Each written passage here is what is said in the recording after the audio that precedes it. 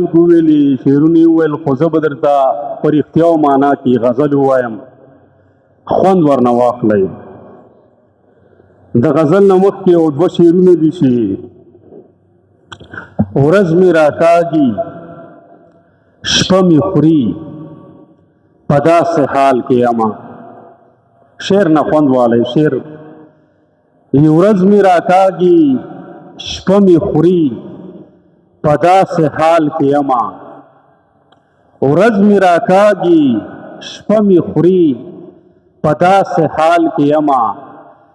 سات په دیوال کې دی که نه زه په دیوال کې یمه. ورځ مې راکاږي شپه مې خوري په داسې حال کې یمه.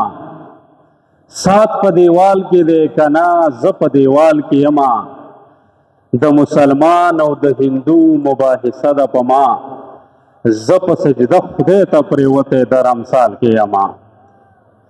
د مسلمان او د هندو مباحثه ده په ما زه په سجده خدای ته پرېوتی در امثال کې یمه.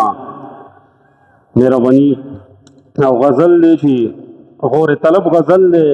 فکر کوم دغه الفاظ یا دغه خیالاتو د ډېر کم خلک د رسدګي کې یا باسین صاحب دغه ټول ملګري وایي چې بل ځای له راغلی یمه ستا د انتظار په ځای. بل ځای له راغلی یمه ستا د انتظار په ځای.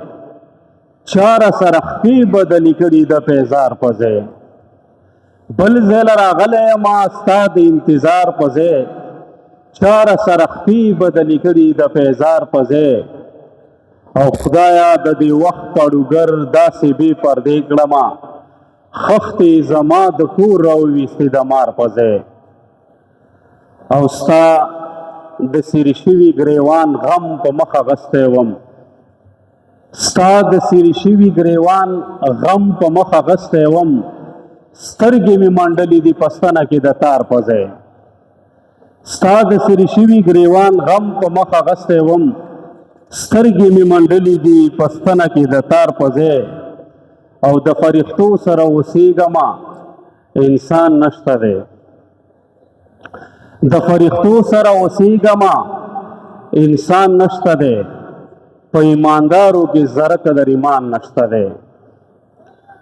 د فرښتو سره اوسېږمه انسان نشته دی. په ایماندارو کې ذره قدر ایمان نشته دی. او زه د فتوو زه د فرقو په ښار کې شوی ماشوم زما غوږونه ورته ونیسئ اذان نشته دی. زه د فرقو زه د فتوو په ښار کې شوی ماشوم زما غوږونه ورته ونیسئ اذان نشته دی.